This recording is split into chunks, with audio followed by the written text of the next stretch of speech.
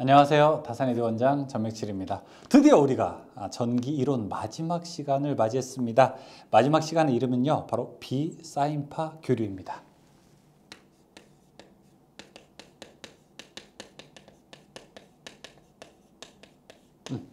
비사인파, 사인파가 아니라는 거죠. 그렇죠? 이 사인파가 무엇이길래? 사인파는 원래 이렇게 생긴 아주 예쁜 모양의 파형들을 이야기하는 거잖아요. 그런데 여기에 비사인파라고 하게 되면은 좀 상태가 안 좋은 애들. 왜 그러냐? 주변에 잡음 같은 것이 생기거나 아니면 정류 과정에서 좀 뭔가 이상하거나 어떤 이유 때문에 이렇게 파형이 좀 지글지글지글 좀 이렇게 이상한 애들. 이런 것들을 우리가 비사인파다라고 이제 부르게 됩니다. 그러면은 비사인파는 어떤 성분으로 이루어지느냐? 자, 그런 것들을 이번 시간에 알아보고요. 그 다음에 비사인파의 특징들을 나타내는 주요한 우리가 지수 같은 것들에 대해서 또 역시 배워보도록 하겠습니다. 자, 일단 비사인파 교류, 이렇게 상태가 안 좋아진 파형들을 우리가 비사인파라고 하게 되는데요. 또 다른 말로도 무엇이라고 하게 되냐면은 찌그러졌다라고 해서 외형파라고도 부르게 됩니다. 별로 이제 좋지 않은 파형이죠. 비사인파를 이제 그러면은 분해를 한번 해볼게요. 분해라고 하는 것은 우리가 이제 상태가 안 좋은 경우가 있는데 그것을 한번 객관적으로 여러 개로 이렇게 한번 나누어 본다는 뜻입니다. 물감이 여러 개 섞였는데, 야, 그러면은 이 물감이 섞인 이 색깔이 과연 원래 어떤 색을 섞었는지 한번 이렇게 분해를 해보도록 할게요. 분해를 해보니까, 자, 프리에라고 하는 사람이 이런 얘기를 하게 됩니다. 프리에 분석에 의해서, 자, 고조파, 기본파,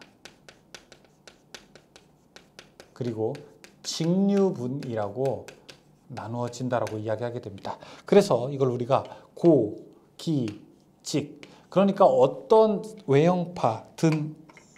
외형파라도 우리가 그 안에 파형을 쭉 깊게 분석을 해보게 되면은 이 안에는 고조파라고 하는 것은 고주파랑은 다르게 되는 겁니다. 고조파라고 하는 것은 파형이 하나 있을 때 두 배가 되면은 이렇게 하나, 두 배가 된 거. 이걸 우리가 고조파라고 하게 됩니다. 그러면 2고조파, 세 배가 되면은 이걸 우리가 3고조파, 네 배가 되면 4고조파, 다섯 배가 되면 5고조파 이렇게 되어 있는데 그런 고조파 성분과 원래 기본파의 성분 그 다음에 직류분의 성분을 다 같이 합쳐서 가지고 있다라고 하는 것이 바로 이 비사인파를 이야기하는 겁니다. 그래서 책에도 나와 있게 되죠. 거기 5-9에 있는 성분과 함께 그 다음에 그 밑에 보시게 되면은 어떤 성분? 비사인파는 직류분, 기본파, 그리고 고조파로 나눠져 있게 된다라고 거기에 써 있게 됩니다. 그럼 비사인파를 나타내는 수식은 어떻게 표현을 하게 됩니까? 비사인파는 우리가 원래 저 앞에 순식값은 V는 뭐 VM, 그 다음에 사인, 오메가, T 이렇게 나타내지 않았습니까? 이제 비사인파라고 하는 것은요, 여기에다가 이런 식으로 나타내게 돼요. V0 플러스 VM1 첫 번째 파형의 최대값, 그 다음에 사인 오메가 T 플러스 VM2, 그 다음에 사인 2 오메가 T 플러스 그 다음에 VM3 3고조파 사인 3 오메가 T 쭉쭉쭉쭉쭉쭉 나가서 숫자가 계속 지속되는 겁니다. 이것을 우리가 비사인파의 순식값에 대한 표현이라고 하게 되고, 그러면은 이 파형의 실효값은 어떻게 구하게 되느냐? 실효값이라고 하는 것은 이렇게 구하게 됩니다. 루트 하게 되고요. 처음에 V0의 제곱 플러스 이 실효값은 뭐예요? VM을 루트 2로 나누는 게 실효값이 되는 것이죠. 그래서 VM1을 루트 2로 나눈 것의 제곱, 그 다음에 플러스 VM의 2고조파 나누기 루트 2의 제곱 등등등등 넘어가게 되면은 이것을 실효값이라고 합니다. 즉 말로 할게요. 비사인파의 실효값은 어떻게 되냐? 각 고조파의 실효값의 제곱의 합의 제곱근을 우리가 각 고조파의 실효값이라고 부르게 됩니다. 자, 그 밑에 식 5-8을 정리한 게 그래서 식 5-9가 되고요. 그 밑에 비정연파의 전력이라고 되어 있는데 비사인파의 전력이라고 되어 있는데 이 비사인파의 전력도 역시 보게 되면은 그냥 같은 고조파끼리 곱해줘야 된다. 그런 내용이 있습니다. 크게 안 보셔도 돼요. 그 다음에 보시게 되면 식 5-12도 역시 크게 보지 않으셔도 됩니다. 자, 그 다음에 이제 외형률 보게 되고 그 다음에 파형률, 그 다음에 파고율. 자, 이 정도만 볼게요. 외형률.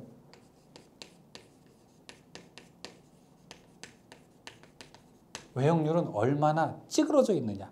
찌그러진 비율을 우리가 바로 외형률이라고 부르게 됩니다. 그럼 외형률, 찌그러진 정도는 어떻게 합니까? 기본파 중에서 고조파가 얼마만큼 있느냐라고 이제 부르게 되죠. 식 5-13 보게 되면은 여기 외형률은 이렇게 하게 됩니다. 기본파의 시료값 분의 전 고조파의 시료값, 그것을 우리가 이제 외형률이라고 하게 됩니다. 다음에 그러면은 파형률, 그 다음에 파고율이 있어요. 파형률은 어떻게 하냐? 제가 이 방법은 지금 근 20년 동안 외우고 있는 방법입니다. 근 20년 동안 어떻게 외우냐? 형 하게 되면은 여러분 효균이라고 하면 돼요. 효, 그 다음에 균. 균 하면 뭐가 들어가요? 평균이 들어가죠. 여기는 실효가 들어가죠. 실효. 자, 그 다음에 고 하게 되면 여기에다가 대효가 들어갑니다. 그럼 여기가 최대가 돼 있고 여기는 실효값이 돼 있죠. 실효 이렇게. 다시 한번 형, 효균. 제가 이거를 그 대학생 때 외워야 되는데 이걸 어떻게 외울까? 파고율은 시료값분의 최대값, 그 다음에 파형률은 평균값분의 시료값, 이거 외워야 되는데 이렇게 하면 외울 수가 없잖아요, 그렇죠? 외울 수 있다고요? 그러면은 괜찮고요. 그래서 제 주변에 효균이 형이라고 있었어요.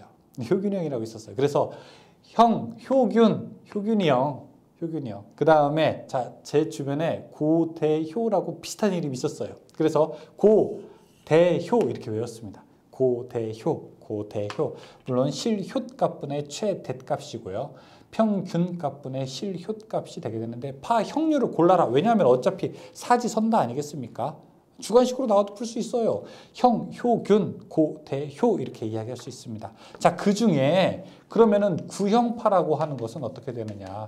구형파라고 하는 것은 이렇게 설명이 되죠. 이런 것을 우리가 구형파라고 하게 되죠. 구형파라고 하는 것은 파형률도 1이고요. 그 다음에 파고율도 1입니다. 이런 파형을 우리가 구형파라고 하게 됩니다. 끝! 어때요? 괜찮아요? 괜찮으시죠? 네, 좋습니다. 문제 한번 풀어볼게요. 1번. 비사인파의 일반적인 구성이 아닌 것은, 비사인파의 일반적인 구성은 아까 제가 고조파, 기본파, 직류분이라고 했어요. 자, 1번 삼각파 아니죠. 2번 비정형파를 여러 개의 정형파의 합으로 표시하는 방법은 무엇이라고 하게 되는가? 누가 이거 가능하다고 했었죠? 누가? 풀이에. 다음에 3번 주기적인 구형파 신호의 성분은 어떻게 되는가?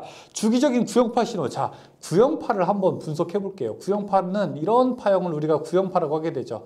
자, 이런 구형파는 어떻게 만들어지게 됐느냐? 원래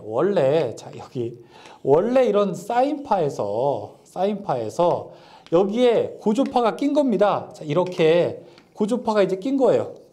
고조파가 끼게 되니까 이런 파형이 이렇게 된 거예요. 여기에 또 고조파가 낀 거예요. 또 고조파가 끼니까, 고조파가 또 여기 이런 고조파가 또 끼니까, 자, 여기에 이런 파형이 생긴 겁니다. 여기에 또 끼니까 마지막에 이렇게 된 거예요. 그래서 고조파 중에서 이제 우리가 그 구형파는 어떻게 생겼냐라고 하면은 무수히 많은 주파수에, 여기 이렇게 또 파형이 합치게 되죠. 무수히 많은 주파수의 합성이다. 이렇게 이야기할 수 있습니다. 무수히 많은 주파수의 합성이다. 부를 수 있죠. 4번. 비정형파가 발생하는 원인과 거리가 먼 것은, 이 ohm의 법칙? 이거는 관계없어요. 이거는 비정형파와 관계가 없습니다. 5번. 그림과 같은 비사인파의 3고조파 주파수는 어떻게 되는가 물어보고 있습니다. 자, 원래 여기서 지금 주파수 물어봤어요. 주파수는 주기분의 1 이렇게 계산하죠. 지금 여기서 주기가 얼마라고 했냐면 10ms래요. 그러면은 10ms는 0.01 분의 1이라고 하는 거죠. 그럼 주파수가 원래 100Hz입니다. 근데 지금 문제에서는 3고조파라고 했기 때문에 3고조파는 원래 주파수의 몇 배인 파형? 100 곱하기 3 하게 되면은 300Hz가 되죠. 300Hz. 답은 3번이 됩니다. 6번. 파형률과 파고율이 모두 1인 파형은 무엇이냐? 파형률, 파고율 모두 1인 거 구형파. 7번. 교류의 파형률이란 좋아요. 형 뭐예요? 효균 밑에 효균 위에서부터 분자효 아래 분모균 들어간 거 3번이죠. 8번 비정연파의 일그러짐의 정도를 표시하는 양으로서 외형률이라고 하는 것은 찌그러진 정도는 기본파의 시료값으로서 전 고조파의 시료값. 답은 3번이고요. 9번 정연파 교류의 외형률은 무엇인가? 정연파라고 하는 것은 이렇게 반듯하게 잘 만들어졌는데요. 뭐 외형률 찌그러진 정도 그냥 0이에요. 아무것도 없어요. 다음에 10번 비정연파의 시료값을 나타내는 것은 각 고조파의 시료값의 제곱의 합의 제곱근. 어렵죠? 이름 길죠? 각 고조파의 시료값의 합의 제곱근. 시료값의 제곱의 합의 제곱근. 답 4번. 11번 어느 회로의 전류가 다음과 같을 때 이 회로에 대한 전류의 시료값은 어떻게 되는가 물어보고 있습니다. 11번 문제 보게 되면은 처음에 3 플러스 10 루트 2 어쩌고 저쩌고 5 루트 2 어쩌고 저쩌고 이렇게 가요. 자, 여기 있는 게 각각 시료값이죠. 시료값은 루트 어떻게 됩니까? 3의 제곱 플러스 시료값은 10 루트 2는 최대값이니까 시료값은 10이에요. 10의 제곱 플러스 시료값은 5예요. 5의 제곱 이렇게 가게 됩니다. 답은 11.6 암페어가 되죠.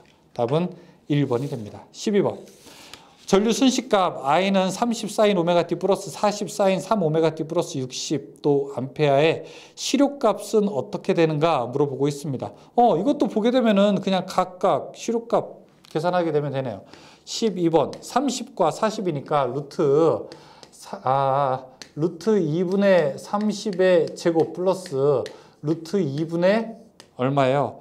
40의 제곱 이렇게 계산할 수 있습니다. 답은 35 정도 나올 거예요. 13번 비사인파의 교류회로의 전력에 대한 설명으로 옳은 것은 무엇이냐? 전압의 3고조파와 전류의 3고조파 성분 사이에서 소비 전력이 발생한다. 맞아요. 이 전압과 그 다음에 전류에서 동일한 같은 고조파일 때 여기서 바로 소비 전력이 발생하게 되는 겁니다. 답은 1번이 맞습니다. 14번 R은 4옴, 오메가 L은 3옴의 직렬회로에 이는 100 루트 2 사인 오메가 T 플러스 50 루트 2 3 사인 3 오메가 T를 가할 때 이 회로의 소비 전력은 어떻게 되는가? 자, 이거는 그냥 눈으로만 보세요. 눈으로만 보세요. 되게 어려운 문제입니다. 자, 우리가 전력이라고 하게 되면 P는 이렇게 되죠. I제곱에 R 이렇게 구할 수 있죠. 지금 소비 전력이 와트니까. 그러면 I는 어떻게 계산하게 됩니까? I는 임피던스 분의 V 이렇게 계산하지 않습니까? 똑같은 얘기. 그냥 보세요. 네. 자, 계산하게 되면은 임피던스는 어떻게 계산하게 됩니까? 루트 R의 제곱 플러스 X의 제곱 분의 V 이렇게 계산할 수 있겠죠. 자, 그럼 이것은 그냥 제곱 위아래 해주게 되면은 이거는 R의 제곱 플러스 X의 제곱 분의 V의 제곱 곱하기 R 이렇게도 놓을 수 있겠죠. 그렇죠. 자, 그러면 여기서 지금 첫 번째 기본파의 소비 전력 먼저 구하고요. 그 다음에 3고조파의 소비 전력 그 다음에 구해볼게요. 기본파는 R 제곱 플러스 X의 제곱 분의 여기에 V의 제곱 곱하기 R 하게 되면은 R이 얼마냐면 지금 4고 오메가 L은 X는 3이니까 4 제곱 플러스 3의 제곱 분의 전압이 이때 100 제곱 곱하기 4 하게 되면은 1600와트가 되고요.